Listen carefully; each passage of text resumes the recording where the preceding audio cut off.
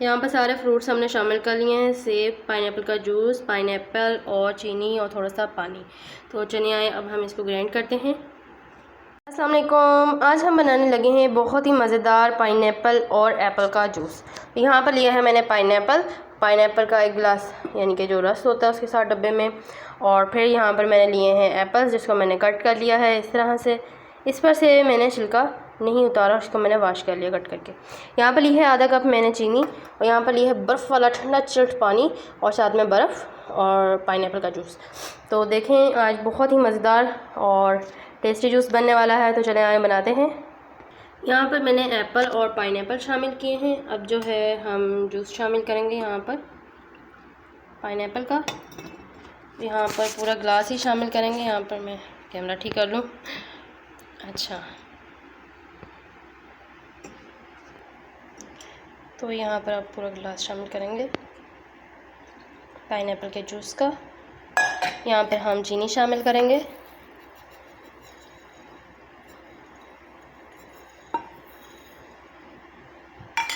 यहाँ पर हमने चीनी शामिल कर दी है। अब हमने हल्का सा पानी ग्राइंड करना है। इसमें पानी शामिल करेंगे, थोड़ा सा पानी गिर गया। अच्छा, अब हमने अच्छे तरीके से ग्राइंड कर लेना है।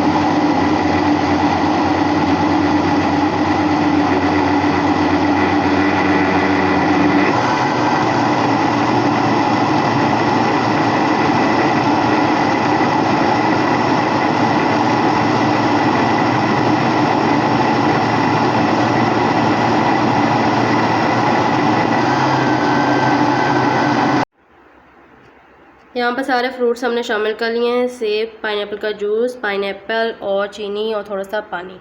तो चलिए आए अब हम इसको ग्राइंड करते हैं। तो ग्राइंड कर लिया है, अब हम जग में शामिल करेंगे।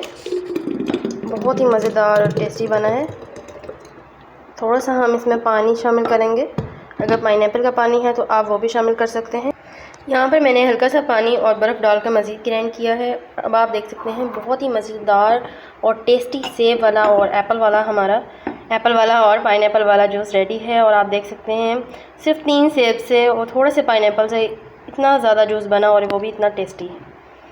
तो ये बहुत टेस्टी है, तो घर में ज़रूर ट्राई करें। यहाँ पर हमारा जूस रेडी हो चुका है।